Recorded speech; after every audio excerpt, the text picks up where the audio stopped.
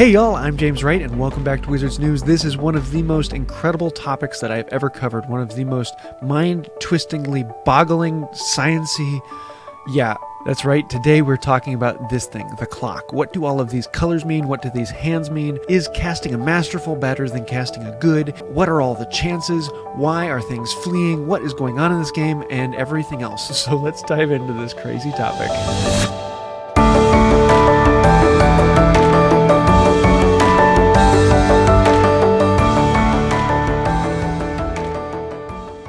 This video is probably going to be a little longer than most, and that's because there is a lot of information to unpack here, and I'm going to try and scale it down as much as I possibly can, but I want to provide all the pertinent data that is needed to understand this whole system, because there's a lot going on here. So let's start right here with the Brilliant Snitch. This is something that a lot of people are saying is broken or that there's a bug in the game, and I've seen times where people have cast 20 times and they haven't caught it. People are casting Masterfuls 4, 5, 6, 7, 8 times in a row and it's not being caught. And some people are saying if it's not catching after 3 or 4, then you need to leave and come back into it, and if it's still not catching, then leave and then come back into it. And a lot of that is you just don't understand statistics. And without the understanding of statistics, this whole thing isn't going to make much sense. So I want to take a look at this particular one and understand what all is going into this and why is it so stinking hard to catch. First of all, we have this clock here, and it has 3 different hands on it. We'll be getting those hands in a moment and what all they mean.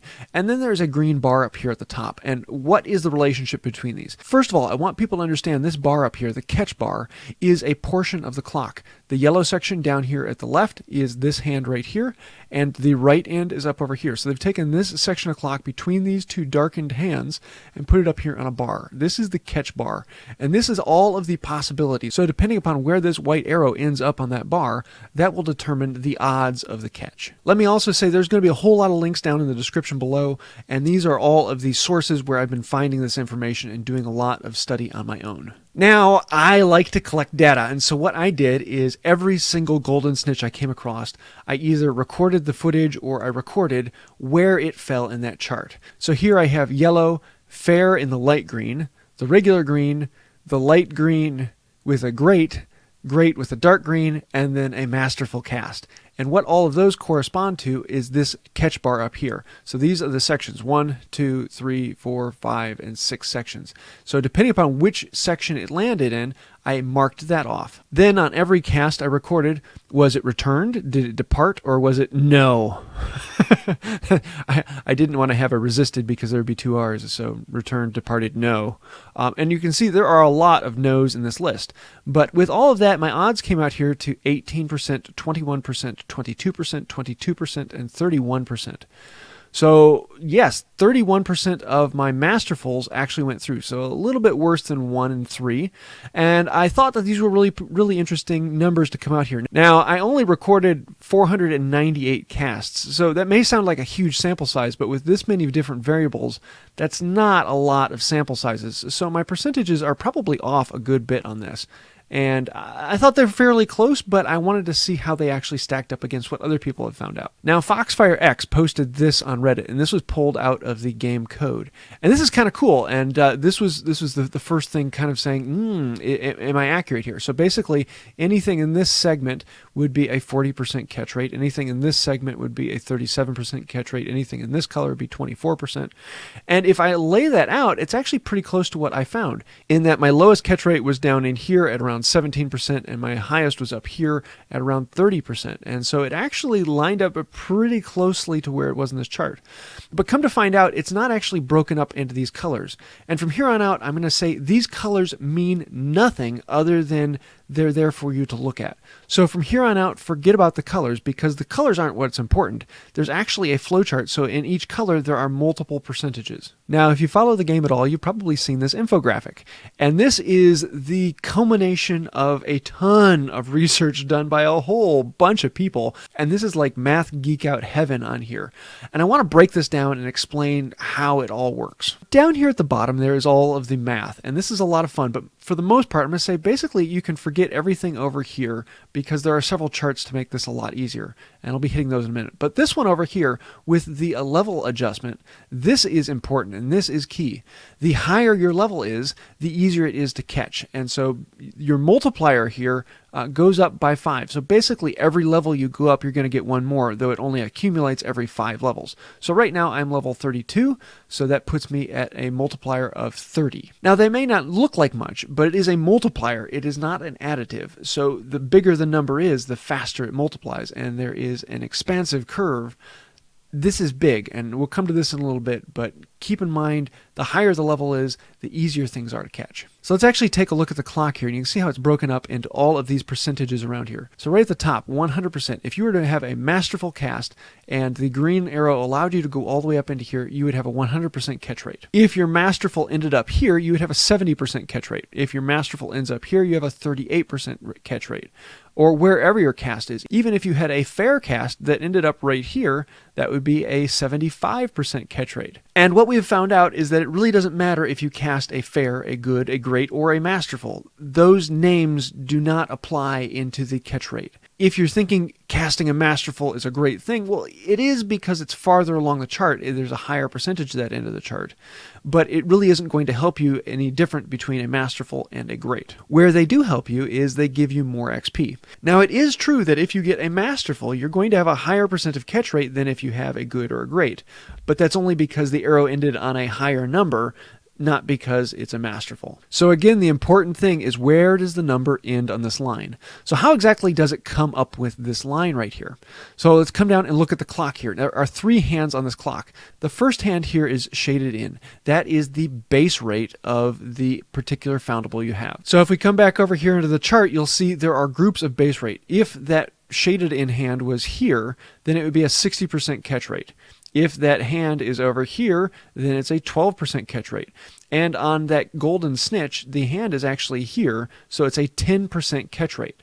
So the golden snitch should have a base rate of 10%. In other words, the absolute lowest that the percentage can get is 10%. But if you remember earlier, I was talking about the level adjustment down here. The level adjustment is the next hand on the clock. So your level allows these 2 hands here to move up farther. And the farther they get up, the better the chance you are going to be to catch it. So rather than the base being here, now the base is here. So if I take these measurements back over to the calculator, the base rate would have been 10%, but because I am a level 30, now it is about 17% to about 27%. So I have that catch bar is now between 17 and 27-ish%. So we come back over here and we know that if this white bar ends up all the way over here on the left, that means that I'm going to have a 17% catch rate. If it lands all the way over here, then I'm going to have about a 27% catch rate. So let's come over here and take a look at it a little bit differently. This is the Brilliant Harry Potter. So you can see again the base rate here is at 10%. But if we are level 25, that gives us a 17 to 26%. So you can see here 17 to 26%. If we're at level 30, then it's like a 19.5 to a 28% chance of catch. And so you can see how this bar will change depending upon our percentage. And as our level goes up higher, these 2 other hands will also progress up the clock higher, giving us a higher and higher percentage. So if we end up casting a great cast that ends up right here in the middle, we know that it's about a 23.5% chance of catch. Slightly worse than 1 out of 4. And a lot of people are complaining about not being able to catch the Harry Potter Brilliant or the Snitch Brilliant. And that's because even with a masterful cast, it's only about a 1 in 4% chance. And it is an odd. It is not a guaranteed you do it 4 times and the 4th time it catches. It's that every single cast, there's about a 23 to 25% chance you're going to catch it if you throw a really good cast. So if you throw a perfect cast every time, on average, it's going to take you 4 casts to get it. And if we come back over here in my chart, it holds out pretty closely to that. My masterful casts, out of all of them I did, I think there were 40 in this one, 31% caught, which is actually a little bit better than the average, so booyah.